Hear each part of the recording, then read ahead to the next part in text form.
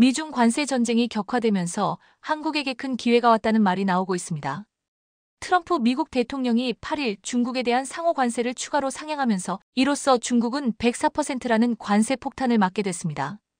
중국이 상응하는 보복 관세로 맞대응하자 이같이 미국이 대응한 것인데 백악관이 관세 전쟁 한국, 일본 같은 우방국엔 협상을 시사하고 있지만 중국에 대해서는 강경 모드로 일관하고 있습니다. 그럼에도 중국은 트럼프의 104% 관세 전쟁에 끝까지 맞서 싸우겠다는 자세를 보이고 있습니다. 반면 미국은 한국과 일본의 동맹 협상을 우선적으로 취할 것이라고 했는데 한국은 미국과 쉽지 않은 협상을 해야겠지만 지금 미국과 중국의 관세 전쟁을 통해서 큰 기회를 맞이했다는 말이 나오고 있습니다. 한국은 8일 처음으로 트럼프와 대화를 나눴는데 관세, 조선, LNG, 방위비를 한 테이블에 놓고 논의하기로 했다고 했습니다.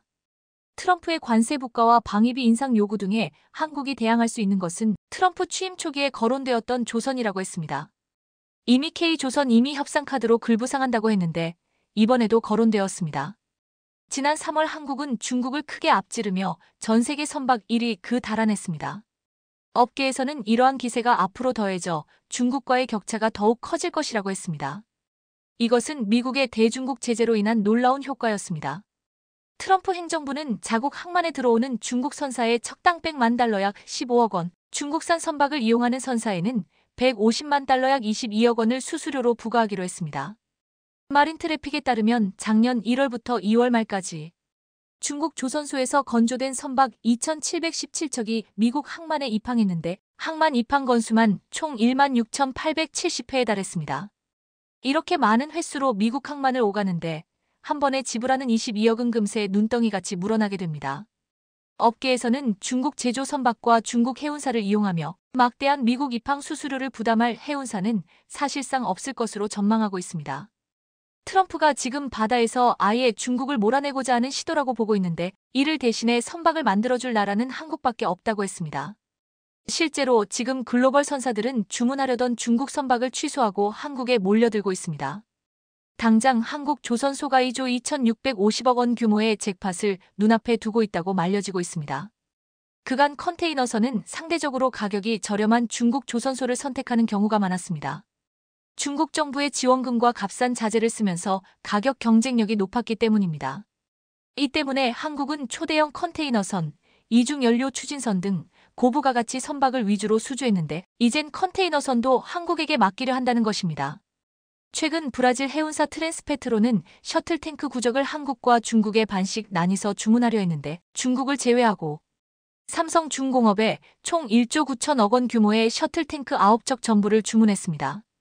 중국 조선사의 단골 큰손 고객이라 물렸던 그리스 선박왕 마리나키스가 이끄는 캐피털 마리타임은 중국 조선사를 외면하고 HD현대사모와 HD현대미포에 20적, 2조 2천억 원 규모의 초대형 계약을 준비하고 있습니다. 이들은 분명 지난해 중국 선사에 주문하려고 알아보았지만 트럼프의 정책으로 인해 한국 선사에게 맡기기로 했습니다. 또한 하나오션은 독일 해운사 하파그로이드와 컨테이너선 6척 수주 협상을 진행 중입니다. 세계 10위 선사대만 양밍도 대형선 10척 발주를 앞두고 있는데 중국 조선소를 외면하고 한국 조선사에 맡길 것이라는 전망이 나오고 있습니다. 최근 조선업계 관계자는 중국 선박을 피하려는 움직임이 커지고 있다며 한국 조선사는 물론이고 HMM 등 한국 해운사를 미국향 물류망으로 이용하려는 글로벌 움직임이 늘어날 것이라고 말했습니다. 글로벌 관세 전쟁에서 국내 조선업계가 이렇게 큰 수혜를 보고 있는데 킹달러 또한 선박 수출의 대부분을 달러로 결제하기 때문에 큰 이익이 되고 있다고 했습니다. 그런데 지금 한국의 조선업은 컨테이너선과 같은 상선뿐만 아니라 군함에서도 놀라운 성과를 내고 있습니다. 최근 HD현대가 미국 최대의 방산 조선사와 동맹을 맺었습니다. 미국 CNN은 지난 8일 미국 최대 규모의 군용 조선업체가 한국 회사와 계약을 체결했다고 보도했습니다. 전문가들은 이 계약이 미국 해군이 함대 규모에서 경쟁자인 중국을 따라잡으려 새로운 군함을 건조하는 데 큰 도움이 될 수 있다고 말했습니다. HD현대는 헌팅턴 인걸스와 선박 생산성 향상 및 첨단 조선 기술 협력을 위한 양해각서를 체결했다고 8일 밝혔습니다. 트럼프 미국 대통령이 한미 조선 협력을 수차례 언급한 가운데 HD현대 가미국 진출의 기반을 마련했다는 평가가 나오고 있습니다. 지금 미국 최대 조선소라는 잉결스 조선소가 연간 건조 실적이 한 척도 안 되는데 HD 현대중공업의 공정 노하우를 활용해 잉걸스 조선소의 생산성을 3050% 이상 높여 중국을 따라잡겠다는 것입니다. HD 현대중공업은 미국 진출의 교두보를 마련할 것으로 기대하고 있는데 놀라운 것은 업계에서는 이번에 핵항공모함 등 최신군함 건조 기술을 확보할 가능성도 있다고 전망하고 있습니다. 잉걸스 조선소는 내년까지 핵항공모함 한 척, 핵잠수함 2척 등을 건조하려 하는데 이를 만들 때 한국 조선소의 도움을 받으려고 하고 있습니다. 미국의 조선소는 한국의 생산 효율성을 배운고 한국은 미국 군함의 건조와 MRO 사업을 하면서 최신 군함 건조 기술을 배울 수 있다고 했습니다. 최근 미국 해군 대령이자 해군 장관의 전 수석 고문인 스티브 브록은 한국의 첨단 조선 전문 지식이 미국 조선소를 되살리는데 어떻게 도움이 될 수 있는지에 대해 말했습니다. 여기서 무엇보다 한국의 조선사가 핵잠수함을 만드는 것에 대해서도 언급했습니다. 하나오션의 필라델피아 조선소 인수에 대해 조금 더 이야기해 보겠습니다. 그리고 저는 그들이 자회사를 설립하기 위한 조치를 취했다고 생각합니다. 투자는 CFIUS 검토를 통과했습니다. 그들은 미국에서 조선소를 운영하기만 하면 해결해야 할 문제들입니다. 어떤 어려움이 있을지, 그리고 한국 기업이 어떻게 그 어려움을 극복할 수 있을지에 대해 조금 말씀해 주시겠습니까? 모든 도전에는 많은 기회가 따릅니다. 필라델피아 조선소가 하나가 원하는 대로 되기 위해서는 즉 현재처럼 상업용 선박을 건조하지만 해군 전투함도 건조할 수 있는 조선소가 되기 위해서는 시설을 확장하고 인력을 늘려야 합니다. 물론 그들은 유명한 자동화, 디지털화 및 기타 효율성을 많이 도입할 것입니다. 하지만 그들은 조선소의 생산량을 4배 이상 늘리고 싶어 하기 때문에 인력을 확대해야 할 것입니다. 그리고 그들은 이 점에서 노조와 매우 잘 협력하고 있습니다. 그리고 그것은 사우스 필라델피아의 좋은 소식입니다. 하지만 그들은 매우 제약적이고 좁은 범위를 확장해야 할 것입니다. 다른 DoD 파트너가 인접해 있습니다. 그리고 해군도 인접해 있습니다. 해군은 거기에 유령 함대를 꽤 많이 보유하고 있습니다. 유역에 있고 HANWHA의 필리 운영과 바로 인접한 시설이 있습니다. 해군이 HANWHA와 긴밀히 협력하여 이러한 확장 요구사항을 실현하고 두 가지가 가져올 수 있는 시너지 효과를 엄청나게 누릴 수 있는 매우 독특한 방법이 있습니다. 물론 해군을 위해 함선을 건조할 때는 다양한 옵션이 있죠. 따라서 필리는 대형 상업 선박을 건조하기에 정말 적합합니다.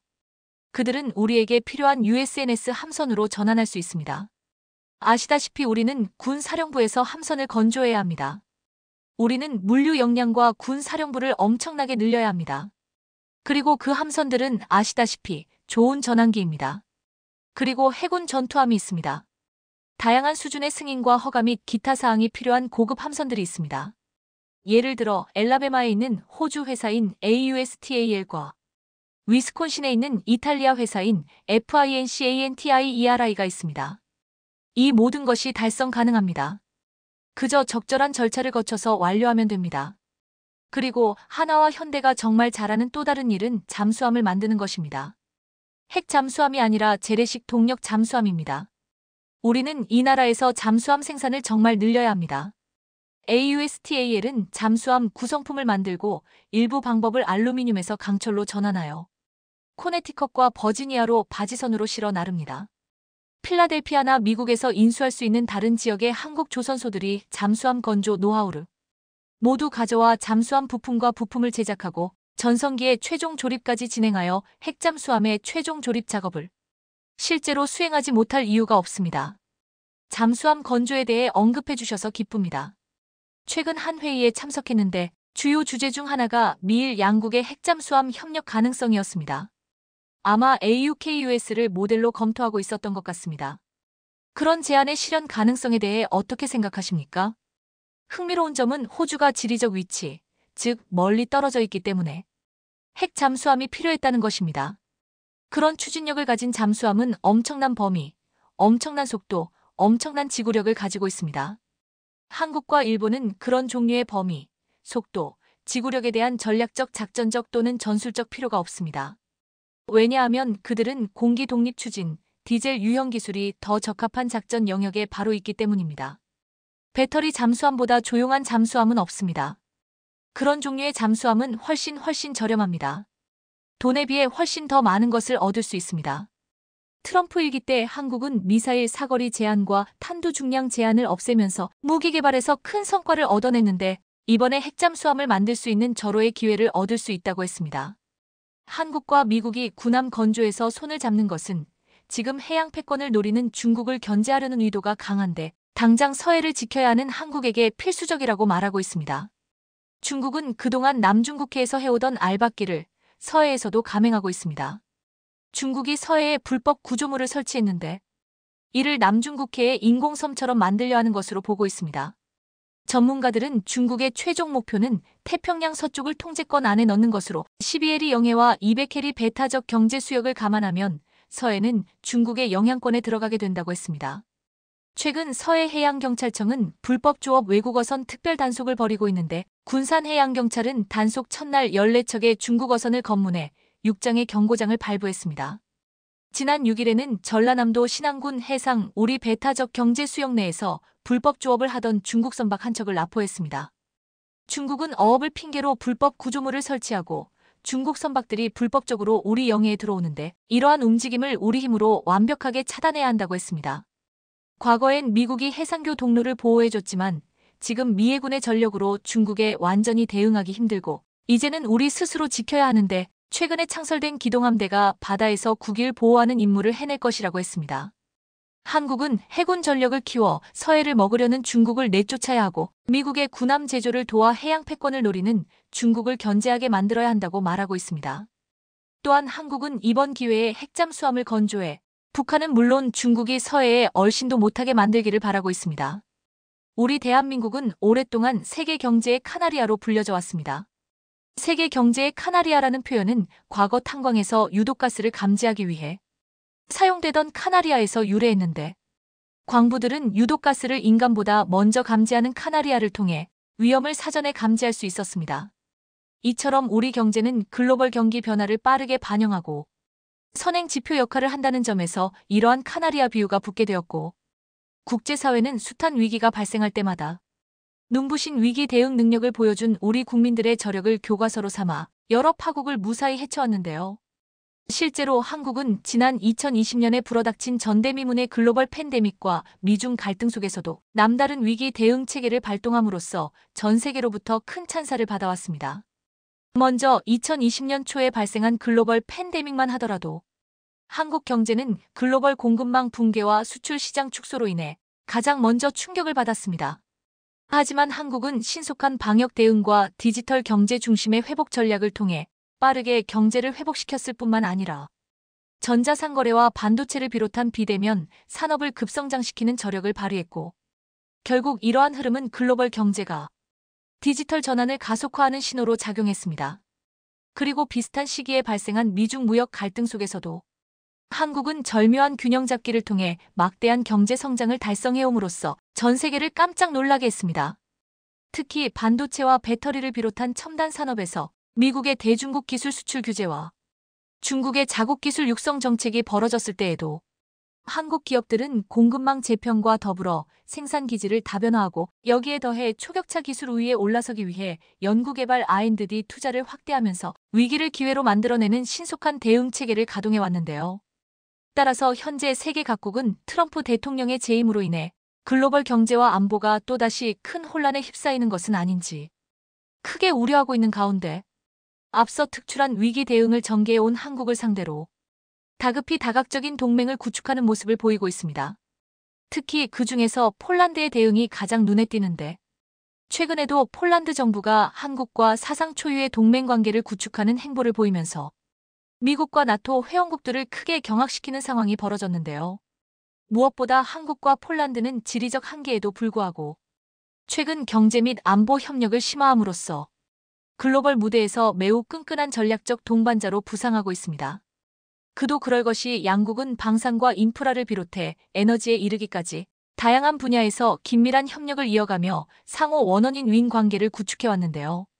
한국과 다각적인 동맹 관계를 구축한 폴란드 정부의 이러한 행보는 불확실성이 증대하는 국제 정세 속에서 더욱 빛을 발하고 있는데 특히 미국에 대한 의존도가 높은 유럽 국가들과는 차별화된 전략으로 큰 주목을 받아왔습니다. 실제로 폴란드는 최근 유럽 내에서 방위력 강화를 위해 투자를 아끼지 않는 국가로 잘 알려져 있는데요. 이는 러시아 우크라이나 전쟁 이후 유럽 안보 환경이 급변하면서 폴란드 정부가 국방력을 증강하고 자국의 방위 산업을 발전시키는데 큰 노력을 기울이고 있기 때문입니다. 그리고 이 과정에서 폴란드 정부는 한국과의 협력을 필수적으로 여기고 있는데 바로 한국이 세계적인 방산 강국이라는 명성에 걸맞게 K 전차와 K9 자주포를 비롯해 FA50 경전투기에 이르기까지 최첨단 무기를 폴란드에 신속하게 공급함으로써 전 세계를 깜짝 놀라게 했기 때문입니다. 또한 한국과 폴란드의 이 같은 방위 동맹은 단순한 무기 판매를 넘어 폴란드 내에서의 공동 생산과 기술 이전을 추진하면서 실질적인 동맹 관계로 발전해가고 있는데요. 이는 단순한 무기 도입을 넘어 장기적인 국방 산업 협력 모델을 제시하며 폴란드의 방산 자립을 돕는 데 기여하고 있기 때문입니다. 그리고 한국과 폴란드의 방위 동맹은 폴란드의 국방력 강화와 군 현대화 전략에 있어 핵심적인 역할을 하고 있다는 점입니다. 실제로 한국의 KPL 전차 공동 개발 프로젝트와 FA50 전투기 추가 도입 계획은 폴란드의 군사적 역량을 한층 강화하고 있을 뿐만 아니라 NATO 내에서의 폴란드의 위상을 더욱 높이는 데 기여하고 있습니다. 또한 폴란드 내에서의 무기 생산이 활성화되면서 현지 일자리 창출과 기술 발전에도 큰 영향을 미치고 있는데요. 더군다나 한국과 폴란드는 방위 동맹뿐만 아니라 경제 분야에서도 상상을 초월하는 동맹 관계를 구축하면서 유럽 각국으로부터 큰 부러움의 대상이 되고 있다는 점입니다. 지난 몇 년 동안 한국 기업들은 폴란드에 대한 투자를 확대함으로써 배터리와 반도체는 물론이고 전기차에 이르기까지 첨단 산업 분야에서 협력을 강화하고 있습니다. 이미 LG에너지 솔루션만 하더라도 폴란드의 유럽 최대 규모의 배터리 공장을 운영 중이고 삼성과 SK 역시도 폴란드의 생산 거점을 구축함으로써 폴란드를 유럽 최강의 미래산업 허브로 자리매김하게 하고 있을 뿐만 아니라 한국 기업들 역시도 유럽 내 경쟁력을 획기적으로 강화하고 있는데요. 뿐만 아니라 철도와 항만을 비롯해 공항에 이르기까지 폴란드의 대형 인프라 프로젝트에서도 다른 유럽 기업들을 제쳐두고 한국 기업들이 대거 참여함으로써 두 나라의 동맹 관계가 나날이 발전을 구가하고 있는 상황입니다. 반면 폴란드와 달리 여전히 미국의 높은 안보 의존도를 보여온 대다수 유럽 국가들은 트럼프 미국 대통령의 재선으로 인해 심각한 외교적 위기에 직면하고 있는데요. 무엇보다 트럼프 대통령은 과거에도 NATO를 불공정한 동맹이라고 비판하며 유럽 국가들이 국방비를 충분히 지출하지 않는다고 강하게 압박한 바 있습니다. 이로 인해 트럼프 대통령의 일기 집권 기간 내내 미국의 유럽 방위 공약이 크게 흔들리면서 독일과 프랑스를 비롯해 영국과 이탈리아 등 전통적인 유럽 강국들뿐만 아니라 유럽의 대다수 나토 회원국들 또한 안보적으로 큰 불안에 휩싸여야 했습니다. 따라서 트럼프 대통령이 또다시 미국 대통령에 오른 지금의 상황은 유럽 국가들에게 분명 큰 위기로 인식될 수밖에 없습니다. 아니나 다를까 현재 트럼프 대통령은 기존의 입장대로 유럽의 방위 비용을 유럽 국가들이 부담할 것을 요구하는 동시에 NATO 탈퇴까지 불사하겠다며 으름장을 놓고 있는데요. 결국 트럼프 대통령의 이 같은 엄포는 유럽 각국에게 있어 안보 구조 자체를 뒤흔들 수 있는 중대한 사안일 수밖에 없습니다. 특히 NATO의 보호 아래 국방비를 상대적으로 적게 지출해온 독일과 프랑스만 하더라도 자체적인 군사력을 충분히 확충하지 못한 상태에서 만약 미국이 유럽 방위 지원을 축소하거나 NATO에서 이탈하게 된다면 심각한 안보 공백에 직면할 가능성이 높다며 전문가들의 서슬퍼런 경고가 쉴 새 없이 이어지고 있다는 점입니다. 뿐만 아니라 미국의 전략 변화는 유럽 내 안보 지형을 대대적으로 재편할 수밖에 없는 만큼 유럽 국가들은 이제 미국의 지원 없이 자체적인 군사 역량을 강화해야 하는 중대한 과제에 직면하게 되는데요. 따라서 이러한 위기 속에서 유럽 각국은 한국이라는 전략적 파트너를 확보함으로써 다각적인 안보망을 구축한 폴란드를 크게 부러워할 수밖에 없는 상황이 벌어지고 있는 것입니다. 실제로 이러한 상황을 반영하듯이 최근 미국 매체가 절묘하게도 한국과 폴란드의 관계를 극찬하는 특집 뉴스를 보도하고 나서면서 유럽 각국에 큰 충격을 안겨주고 있다는 점입니다. 이와 관련해 미국의 유력 매체인 ABC 뉴스는 트럼프 대통령이 유럽을 대상으로 연일 날선 반응을 보이고 있는 가운데 폴란드 정부가 이례적으로 한국과 경제 및 국방 협력을 강화하기 위해 안보 협정을 체결하고 나섰다며 이를 대대적으로 보도했습니다. 이 매체는 한국과 폴란드가 지리적으로 멀리 떨어져 있음에도 불구하고 글로벌 안보 상황에 대한 우려를 공유하면서 점점 더 긴밀히 협력하고 있는데, 특히 이러한 흐름 속에서 양국이 지난 수요일에 안보 협정을 체결했다고 보도했습니다. 이 매체는 두 나라가 맺은 이번 협정은 외교와 경제뿐만 아니라 국방과 문화 분야에서의 관계를 규정하는 행동계획이 담겨 있다고 보도했습니다. 그러면서 이 매체는 한국과 폴란드가 맺은 이번 안보 협정은 러시아의 안보 위협과 미국 트럼프 대통령의 자국 중심 노선으로 인해 사면 초가에 놓인 많은 유럽 국가들에게 엄청난 충격을 안겨주고 있다고 전했습니다. 한국과 폴란드는 2013년부터 전략적 동반자 관계를 유지해왔으며, 최근 몇 년간 나토 회원국인 폴란드가 군 현대화를 위해 대규모 투자 프로그램을 추진하는 가운데 한국은 주요 무기 공급국이 되었다. 시코르스키 장관은 기자들에게 폴란드는 전 세계에서 가장 많은 한국산 군사 장비를 수입하는 국가이며 생산시설 이전과 기술 이전을 통한 협력 확대를 희망한다고 말했다. 그는 또한 폴란드는 유럽 내 한국산 군사 장비의 홍보 허브 역할을 할 수 있으며 우크라이나 재건을 위한 거점이 될 수도 있다고 덧붙였다. 그러면서 이 매체는 한국과 폴란드가 전격적으로 체결한 안보 협정은 결과적으로 미국의 지원 없이 방위력을 다급히 증강해야 하는 유럽 국가들에게 있어 무기 도입을 위한 유일한 선택지가 될 수밖에 없을 것이라고 전망했습니다. 이는 트럼프 대통령의 재선 이전에 미리 대규모 방산무기 생산 기지를 폴란드에 구축한 한국 기업들의 성견 지명 덕분에 향후 유럽 각국이 재빨리 방위력을 증강할 수 있는 발판이 마련됐다는 것입니다.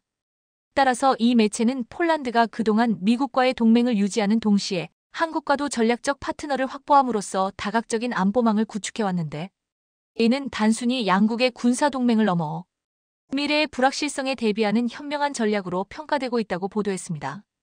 따라서 이 매체는 현재 NATO 내부에서는 자체적인 방위 능력을 강화하고 독자적인 안보 역량을 키우기 위해 한국과 폴란드의 동맹 구축을 중요한 교훈으로 삼고 있다고 전했는데요.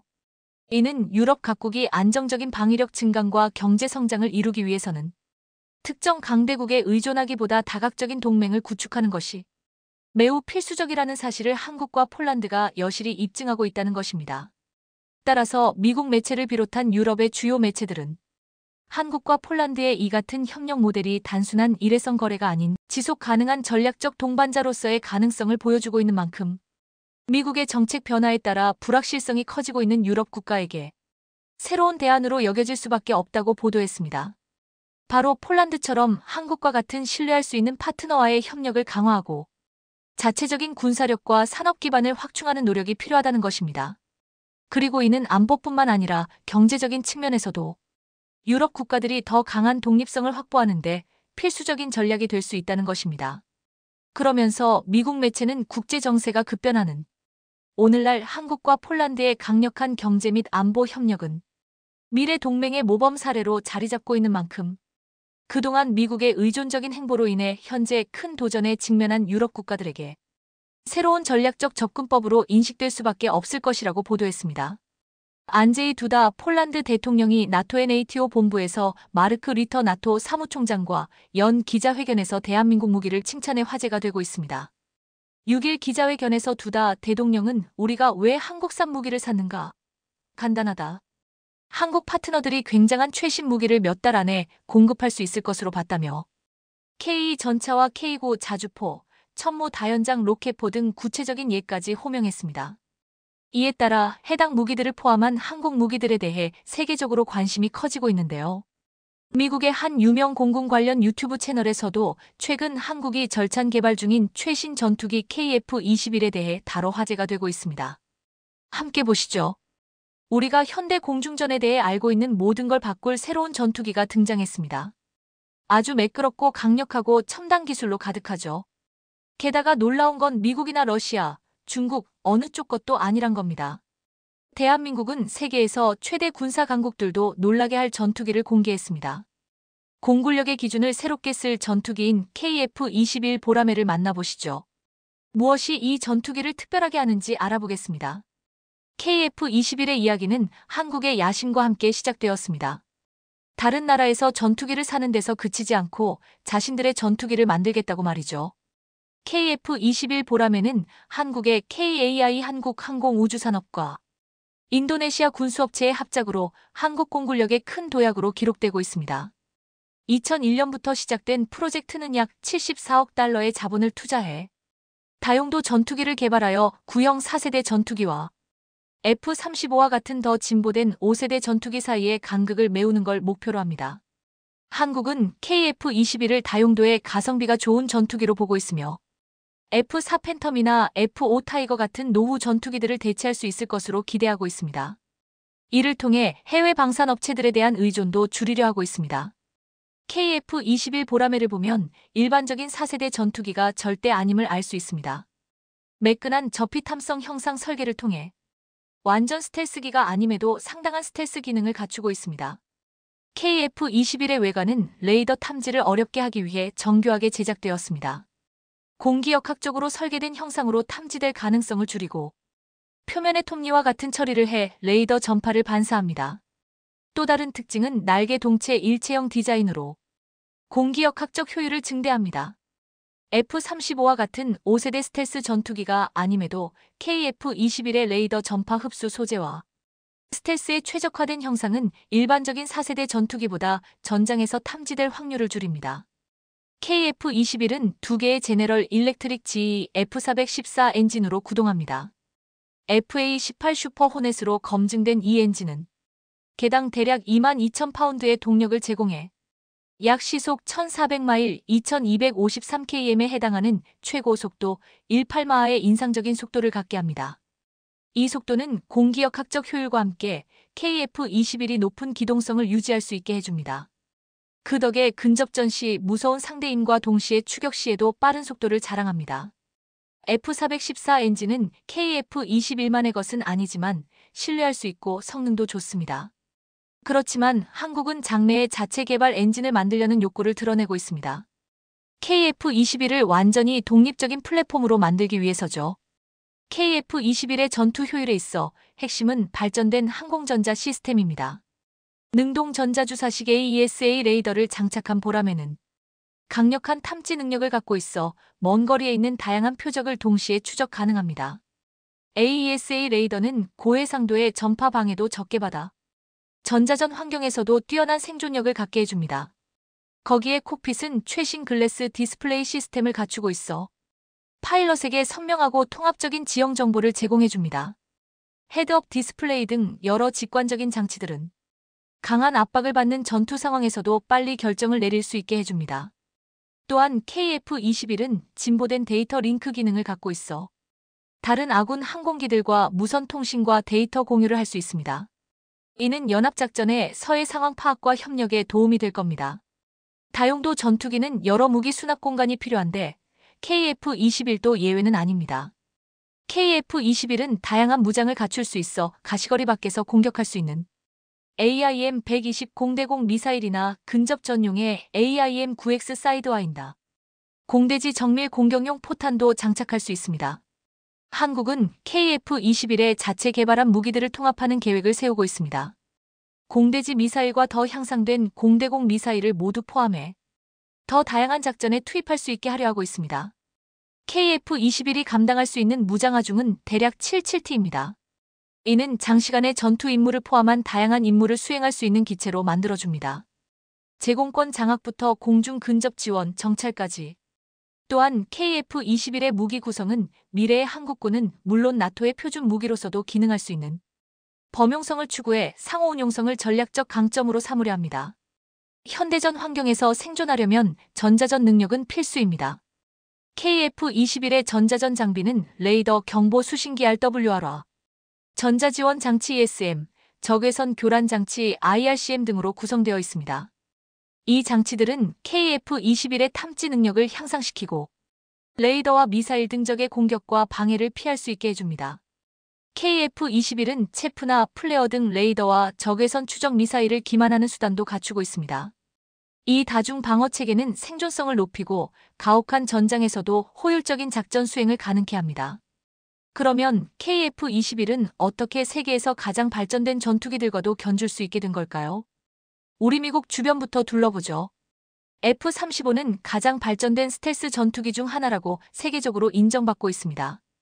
타의 추종을 불허하는 스텔스 성능과 발달된 센서, 내부 무장창은 F-35를 현대 공중전에서 대적할 수 없는 기종으로 만들었습니다.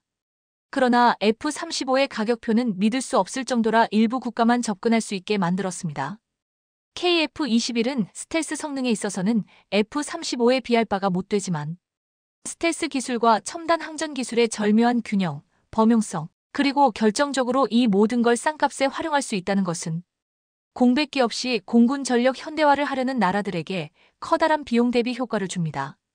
라팔과 유로파이터 타이프는 아주 유용한 4세대 다용도 전투기로 수많은 전투에서 인상적인 기동성과 범용성, 뛰어난 항전 장비를 검증받았습니다.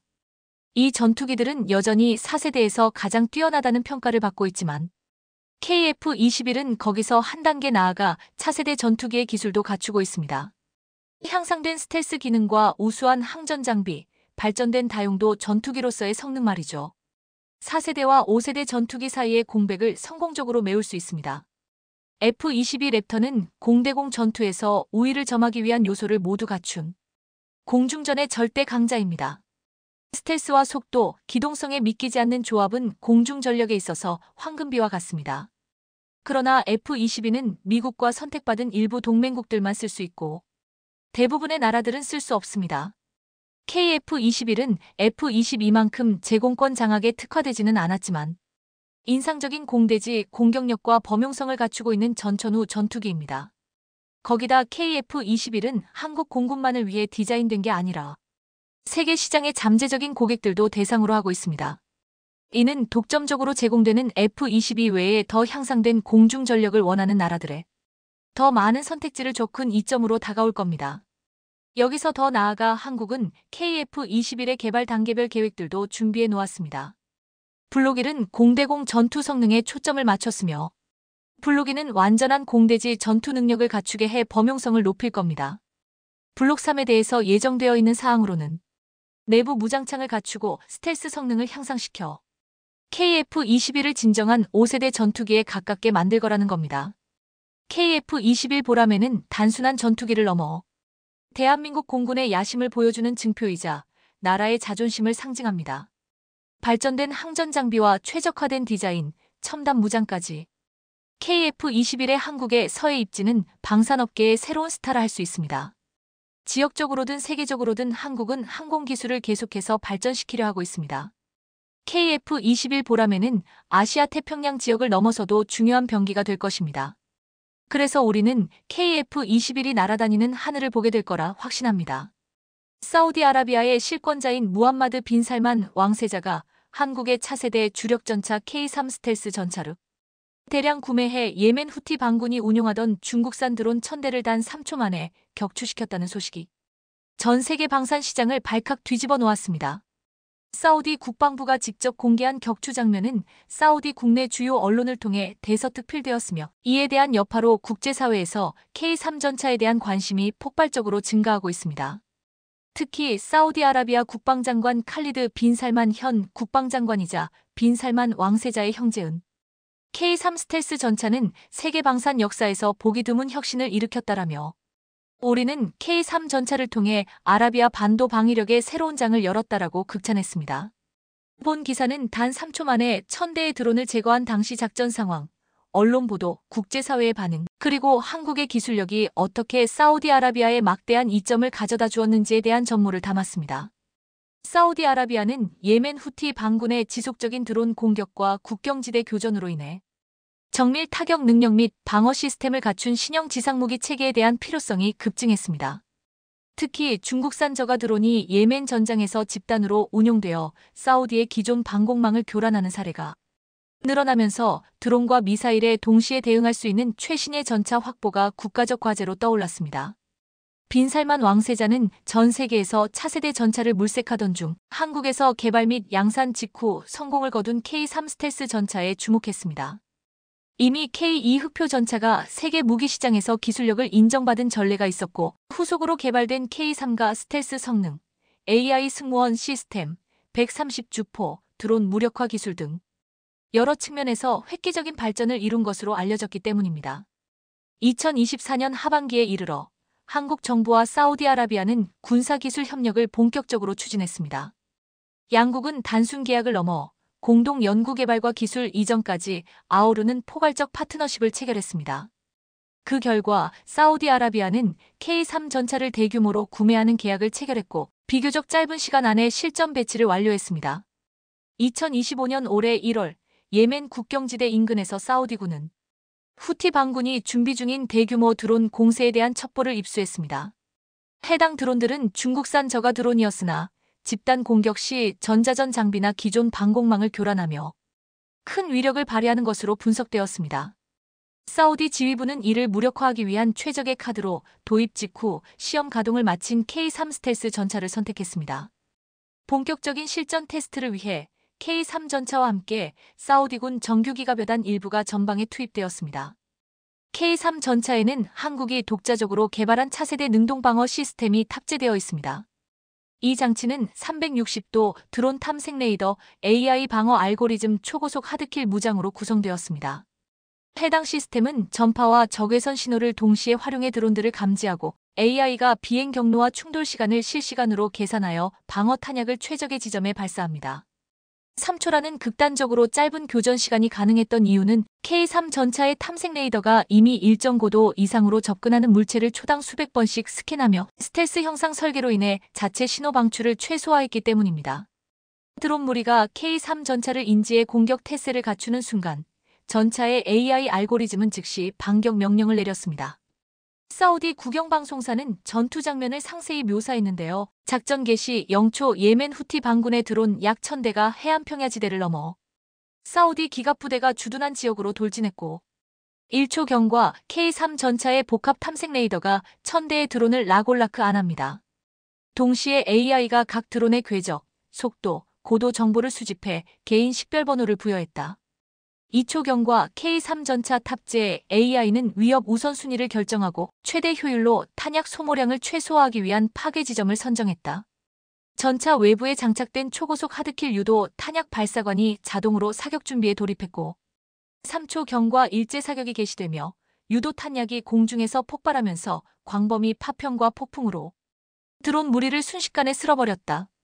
동시에 K3 전차는 레이저 시스템으로 잔여 드론을 순간적으로 교란해 비행 제어를 무력화시켰다. 단 3초 만에 모든 것이 끝이 났다. 라고 전했습니다. 결과적으로 단 3초 만에 1000대의 무인기가 모두 격추되는 충격적인 장면이 연출되었습니다. 드론 무리가 폭발하며 발생한 화염과 연기가 사우디 기갑부대가 있는 전방에 빠르게 퍼졌고 전투가 끝났을 때 주변 지형은 아무런 위협도 남지 않은 상태였습니다. 사우디아라비아 정부는 예멘 후티 반군 드론 전력 1000대를 3초 만에 완벽 제압한 전투 영상을 직접 공개하기로 했습니다. 사우디 국방부는 이 영상을 군 공식 채널뿐 아니라 사우디 민영 TV 채널 알 아라비아 AI, ARABIYA, 유력 일간지 알리아드 AI 리에드, 대표 온라인 포털 겸 신문사인 오거사 모카즈 등을 통해 대대적으로 보도했습니다.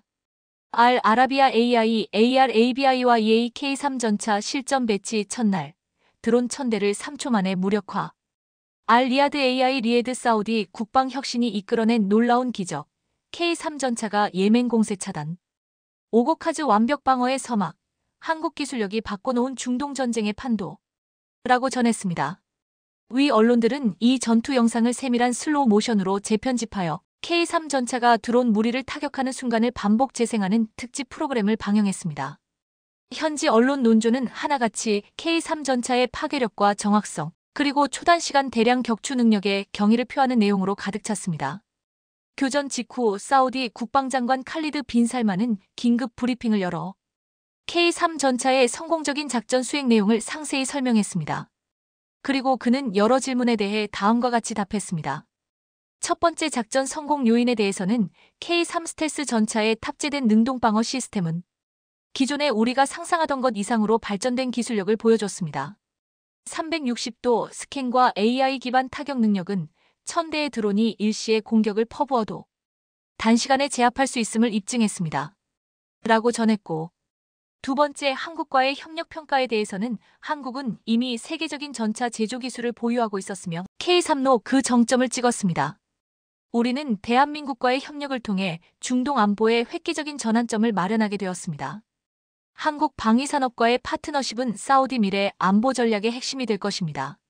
마지막으로 그는 K3 전차의 추가 도입은 물론이고 이와 연계된 한국형 UAV 무인기, 잠수함, AI 전투체계 등 다양한 분야로 협력 범위를 넓힐 계획입니다.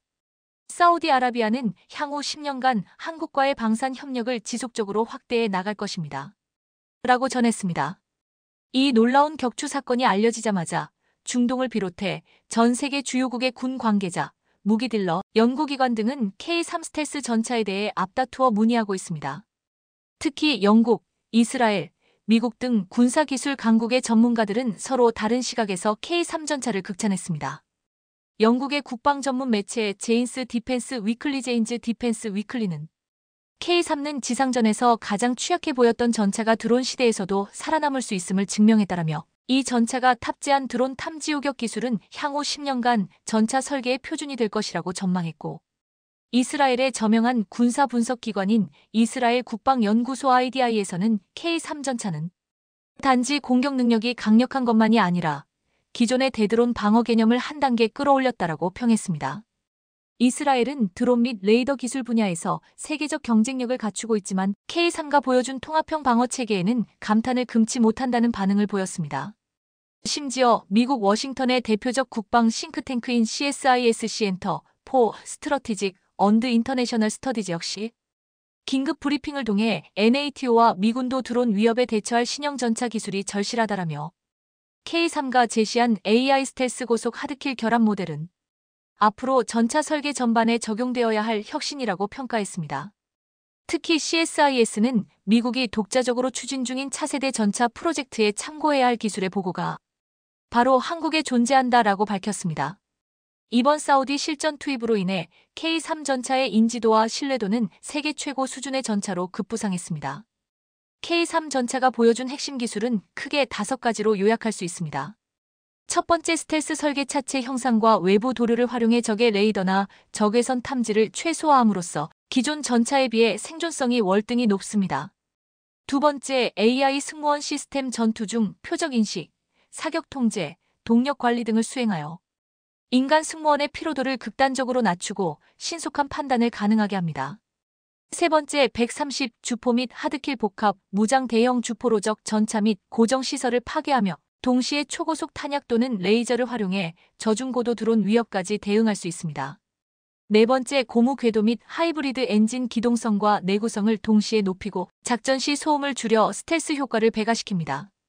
마지막으로 능동방어 시스템 드론, 미사일, 로켓탄 등 위험 요소에 대해 360도 탐지와 하드킬 요격을 제공해 전차의 방어력을 획기적으로 강화합니다. 특히 드론 방어 체계가 크게 부각된 이번 사례는 전차 무용론을 잠재우는 결정적 계기로 작용했습니다. 우크라이나 전쟁에서 대전차 미사일과 저비용 드론의 결합이 전차에 치명적인 것으로 입증되었지만 K3는 이런 요소들을 능동적으로 무력화하며 미래형 전차가 나아가야 할 방향을 제시했습니다.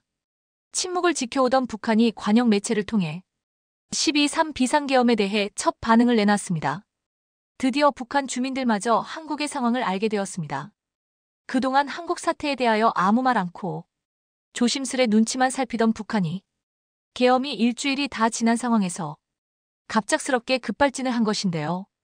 한국에 대하여 강하게 비난하는 모습을 보인 북한이지만 이거 웬걸. 북한 정부의 최악의 자충수가 되고 말았습니다. 심지어 김정은과 김여정은 이런 상황에 대해 한마디조차 말도 못하고 있다는데요. 과연 지금 북한에서 무슨 일이 일어나고 있는 것인지 오늘 함께 알아보도록 하겠습니다. 이번 한국의 계엄 사태에 대하여 북한이 드디어 입을 열었습니다.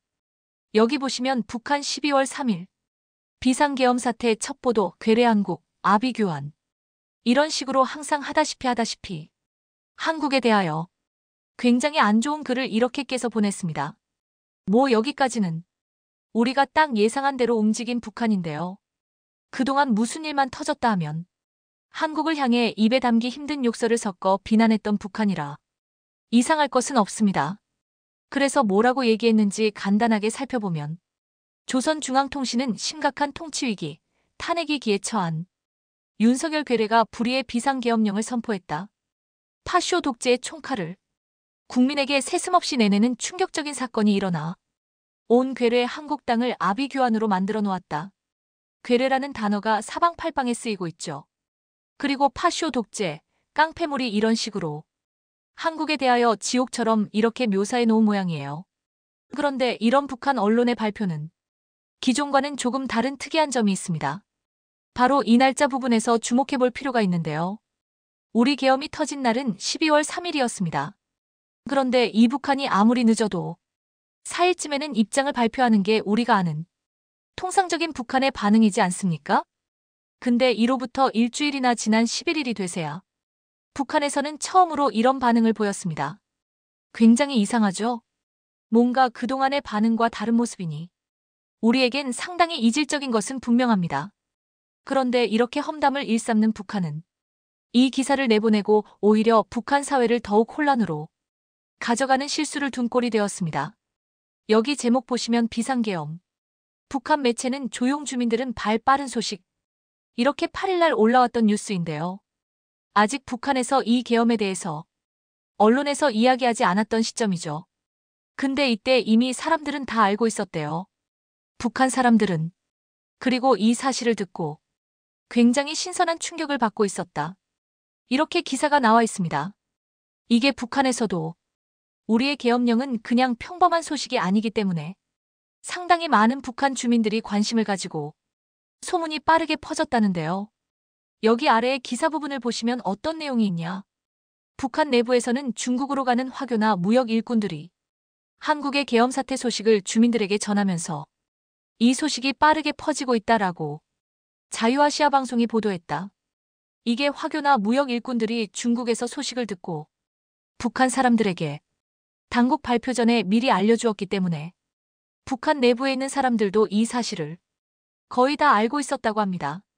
근데 계속 보면 북한 사람들 반응이 상당히 재미있어요. 주민들 속에 남한의 계엄령 소식이 퍼지고 있다. 남한 대통령이 계엄령을 선포했다. 몇 시간 뒤 해제했다는 내용이 큰 화제가 되고 있다.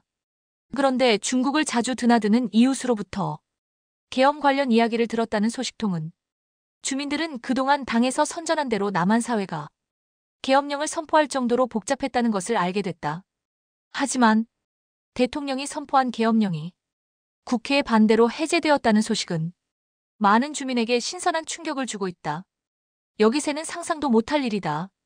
원수님의 한마디가 법 위에 존재하는 여기서는 방귀를 든 모든 사람이 아마 총살이나 무기형에 처해졌을 것이다. 그렇기 때문에 계엄령 소식을 듣고 남한에 대한 주민들의 동경심이 한층 높아진 분위기다.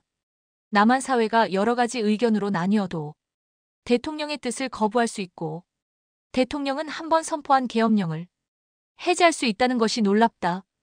이거 굉장히 충격적이죠?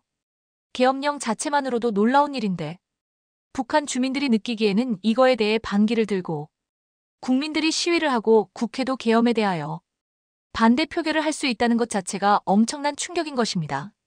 저도 이 기사를 보고 아 맞다. 북한이 저렇게까지 폐쇄적이고 모든 것이 김정은의 말 한마디로 이루어지는 것이지 라는 생각이 드니 북한 사람들이 놀란 것은 당연할 수밖에 없었다. 이런 생각이 들었습니다. 그러니 이에 정식 언론 발표 전부터 북한 사람들이 이미 다 알고 있었고 한국의 민주적인 사회에 대하여 동경을 가지고 있는 상황에서 실제 북한 언론들도 계엄에 대하여 언급하니 북한 사회의 동요는 지금 이때보다 더욱 더 커진 상황입니다. 그래서 북한 전문가들은 북한 내부 주민들 사이에서 파장이 상당하다. 어떻게 시민들이 국가 원수를 향해 자유롭게 의견을 낼 수 있는지에 대해 상당한 토론이 오가는 상황이고 북한 주민들의 내부 분열 조짐도 포착되고 있다라면서 북한이 이번 개혁을 통해 한국의 실상을 더욱 소상히 알고 자유민주주의를 더욱 바라게 되었다. 라는 소식이 전해지고 있습니다. 그리고 이게 지금 북한 내부에서 이미 계엄 관련 소식들이 전해지다 보니까 이게 신문에는 어쩔 수 없이 한국의 계엄 사태에 대해 보도하지 않을 수가 없었던 북한 고위층들일 텐데요. 실제로 북한의 고위급들과 김정은은 한국의 계엄에 대하여 아직까지도 일체 언급 없이 함구하고 있습니다. 이거 공개한 기사 내용에서도 북한 고위층들의 의견이나 말은 눈을 씻고 찾아봐도 없는데요. 뭐 얼마 전에 현무호가 발표되었을 때만 해도 북한은 김여정이 직접 나와서 핵 보유국을 앞에 두고 어이가 없다, 쓸데없이 몸집만큼 무기다, 이렇게 우리 현무호를 깎아내렸는데요. 물론 김여정이 그렇게 말하는 것을 보고 우리 국민들도 그렇고 전 세계 모든 사람들은 아, 그냥 겁먹은 개가 시끄럽게 짖는구나, 이렇게 생각하긴 했습니다. 그런데 현무호가 공개되었을 때도 이런 반응을 보이던 북한이 이번에는 정말 완전한 침묵 모드에 들어간 상황이에요. 자, 그렇다면 북한 고위층이 왜 이렇게까지 합주기가 된 건지, 그리고 북한의 언론은 왜 이렇게 늦게 계엄에 대하여 보도한 건지, 이것은 중국과 러시아의 상황을 보면 알 수 있습니다. 자, 여기 보시면 중국 지난 8일부터 한국인의 무비자 입국 최초 허용, 이렇게 지난달쯤에 갑자기 중국이 우리에게 무비자 입국을 허용했거든요. 이게 갑작스럽게 중국 당국이 한국에게 호의적인 태도를 보인 거래. 당시에 우리 모두 당황할 수밖에 없었습니다. 그러면 중국이 갑자기 왜 이런 반응을 보였는가? 이게 결국 다 하나의 스토리로 이어지는 맥락인데요. 중국에게 있어 지금 다가오는 2025년의 가장 중요한 해결 문제는 어떻게 이 트럼프 시대를 버틸 수 있는가입니다. 그리고 이 상황에서 중국에게 반드시 필요한 카드는 바로 한국인데요. 우선 지금 중국은 한국 방산에 연속으로 3연패를 당한 상황입니다.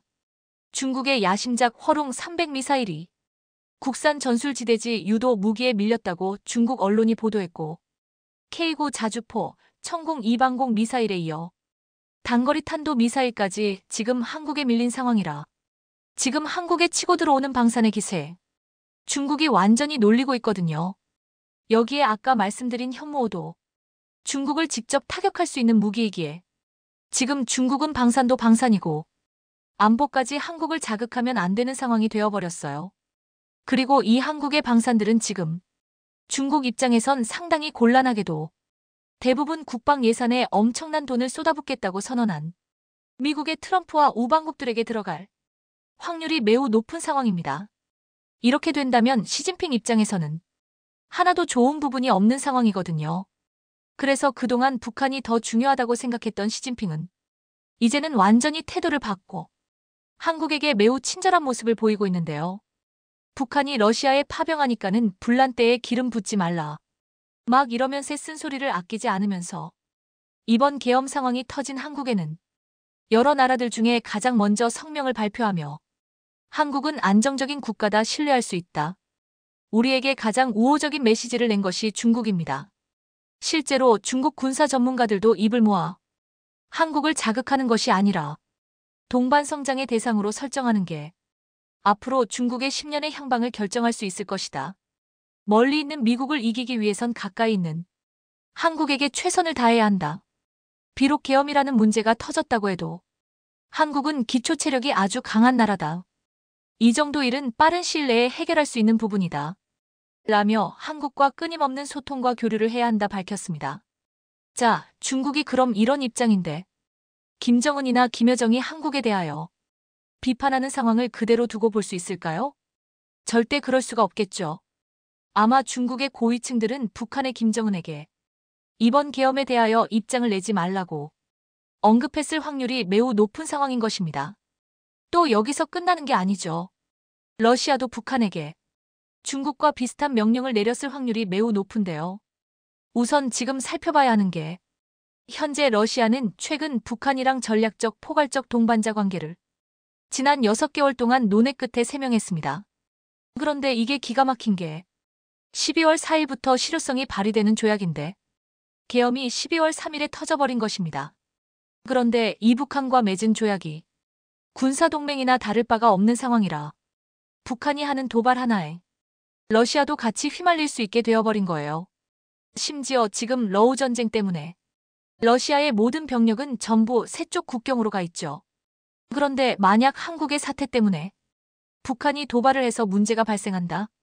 러시아 입장에서는 지금 안 그래도 힘든데 최악의 사태가 발생하게 되는 거죠.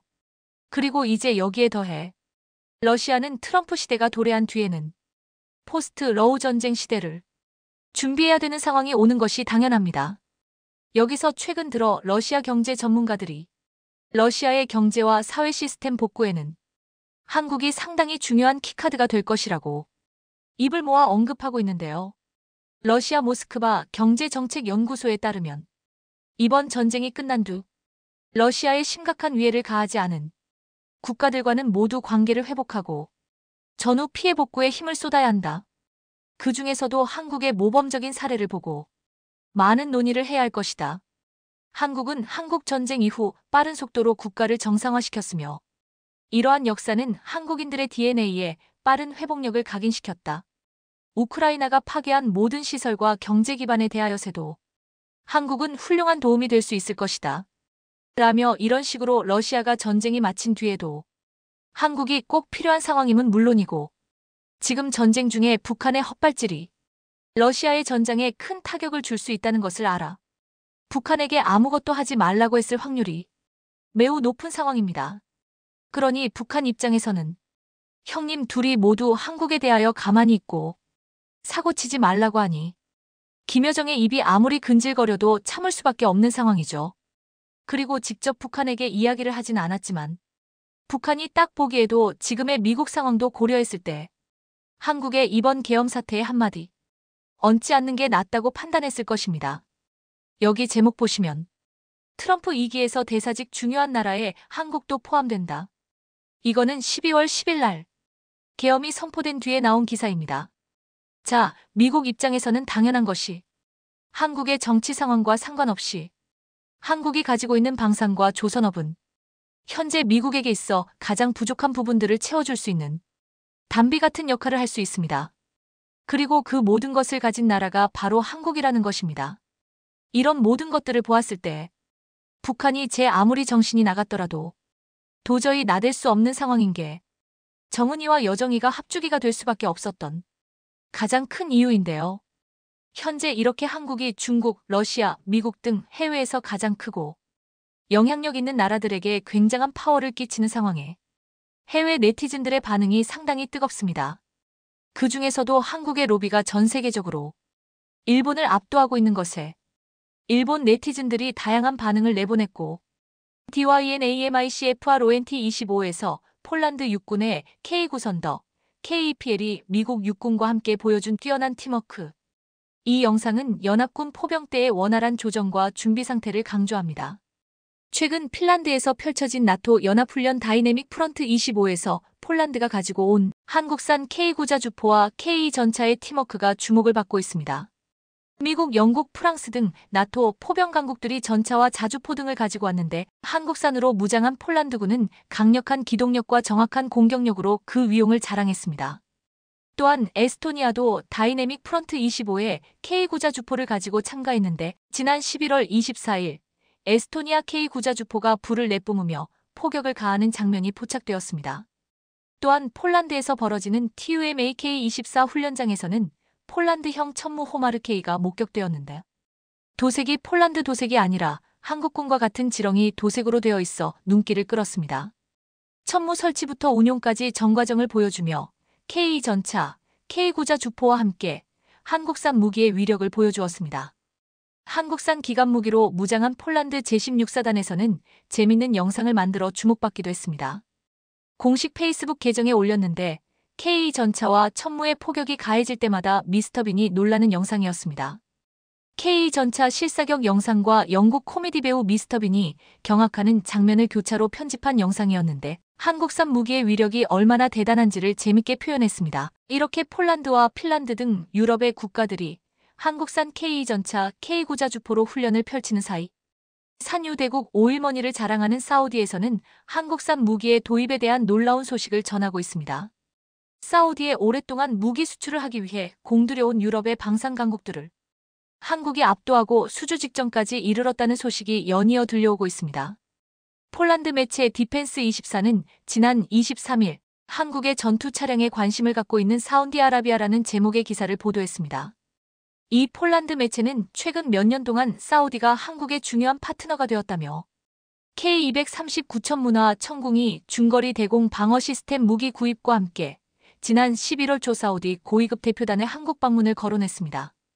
사우디 대표단 앞에 한국은 K9A1 자주포, K2전차, K21 보병 전투 차량, K30B호와 K30W1005 대공포 세트를 전시했는데 대표단은 이 다양한 한국산 무기들에 큰 관심을 보였다고 했습니다. 특히 한국이 K9 자주포와 K2 전차의 핵심인 엔진과 파워팩의 국산화를 이뤄냈기에 사우디는 도입에 대한 걸림돌이 없어져 본격적인 도입을 검토하고 있다고 했습니다. 사우디는 지금 한국의 육해공 무기 전부에 관심을 가지고 있는데 최근 뜻밖의 소식이 들려왔습니다. 한국의 군사무기 소식을 전달하는 하크메이스는 지난 11월 24일 이런 글을 올렸습니다. 사우디아바리바 KSS-3를 구매하기 위해 협상 중이라는 것을 알고 계셨나요? 사우디와 이야기할 무기가 더 많기 때문에 덜 언급했습니다. 한국에는 두 개의 거대한 조선소가 있으며 각각 KSS-3를 기반으로 한 수출 모델을 가지고 있습니다. 사우디아라비아는 하나와 직접 접촉하고 있습니다. 대부분은 수면 아래에서 진행됩니다. 하나는 VLS 및 SLBM 옵션을 요구사항으로 제공할 가능성이 매우 높으며 이것이 사우디의 첫 번째 잠수함이 될 것입니다. 최근 사우디는 한국산 대공무기나 기갑무기뿐만 아니라 SLBM이 달린 한국산 잠수함을 사려 한다는 소식이 전해지고 있습니다. 지난 2월 하나오션은 KSS-3 배치 2 디젤 전기 잠수함 모델을 전시하며 이를 캐나다와 폴란드에게도 제안했지만 사우디아라비아에게도 제안했습니다. 캐나다와 폴란드도 잠수함 도입이 시급하다고 생각하고 있지만 사우디는 지금 가장 빠르게 움직이려 하고 있습니다. 사우디는 현재 중동의 패권 경쟁국인 이란과 걸프 해역의 바닷속에서 잠수함 대결을 펼치고 있습니다. 이란은 지난 2019년 국내 순수기술로 개발한 527톤급 중형 잠수함 파테의 진수식을 열고 사우디를 보란 듯 국영방송에서 생중계를 하기도 했습니다. 아직 잡수함 하나 없는 사우디는 부러운 눈빛으로 볼 수밖에 없었습니다. 이에 지난해부터 사우디는 잠수함 도입을 추진하며 한국과 프랑스, 중국 등과 물밑 접촉을 해왔습니다.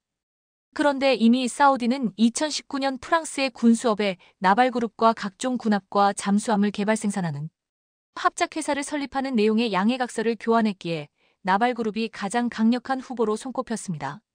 그런데 갑자기 한국산 잠수함을 사려 한다는 소식에 프랑스가 놀라고 있습니다. 프랑스 나발그룹은 이미 지난 2016년에 역대급 굴욕을 맛본 바 있습니다. 호주와 체결한 77조 원 규모의 디젤 잠수함 공급 계약을 파기당한 것입니다. 프랑스 정부는 뒤통수를 제대로 맞았다. 동맹국 사이에 할 일이 아니다라며 호주의 결정을 원색적으로 비난했습니다. 하지만 2021년 호주 감사원은 왜 호주가 프랑스와의 계약을 파기했는지 말해주었습니다. 보고서는 당초 2016년에 프랑스와의 잠수함 계약이 처음 추진됐지만 프랑스 제조사인 나발그룹은 호주 국방부의 요구를 충족하지 못해 설계한 검토마저 2년 뒤로 늦춰졌다고 지적했습니다. 호주 감사원은 설계 미비, 작전 요구사항 미달 외에도 63개의 연구가 완료되지 못한 점을 지적했습니다. 이어 계약은 2019년에 체결됐지만 계약서 내역에는 프랑스 제조사가 건조 계획을 예정된 시한에 맞추지 못할 경우 계약을 파기할 수 있는 출구 조항이 있었는데 호주는 계약대로 이를 파기한 것이었습니다. 결국 호주가 뒤통수를 쳤다고 했지만 호주의 요구를 정해진 시한에 맞추지 못한 프랑스가 계약서대로 퇴출당한 것이었습니다. 지금 이것이 사우디가 프랑스산 잠수함이 아닌 한국산 잠수함을 구입하려는 가장 중요한 이유일 수 있다고 했습니다. 프랑스와 달리 적기에 납품하는 것이 한국산 무기의 가장 큰 장점이기 때문입니다. 국내 기술로 만든 잠수함 중에서 가장 정접해 있는 장보고 3배치는 세계 두 번째로 리튬이온 전지를 탑재해 자망거리는 160%, 최대 속도 자망 시간은 300% 연장되고 수명도 2배로 늘어났습니다. 여기에 연료전지와 결합된 공기분류 추진체계 AIP와 디젤 엔진이 더해지는데 동력과 자망시간 및 거리 등에선 세계 최고 수준입니다. 탄도미사일을 싣는 수직발사체 KVLS는 발사관 수량이 6개에서 10개로 늘어났습니다. 얼마 전 컨퍼런스에서 해외 관계자는 장보고 3배치는 일본의 소류급이나 타이게이급보다 추진력 등에서 우수하다며 지금까지 만든 잠수함 중 최고 수준이라고 말하기도 했습니다. 한국의 군사정보를 다루는 하크메이스는 지난 11월 22일 일본이 캐나다 잠수함 프로젝트를 떠났고 하나오션은 HD 현대에 대한 비난을 취소하고 화해했다라는 글을 게시했습니다. 당초 캐나다 수주에서 한국과 일본의 2파전이 될 것이라는 보도가 많았는데 일본이 떨어져 나가면서 한국산 잠수함 수출이 유력할 것이라고 말하고 있습니다. 한국은 캐나다, 폴란드에 이어 사우디까지 잠수함 수출을 노리면서 세계적인 잠수함 수출국으로 자리매김하려 하고 있습니다.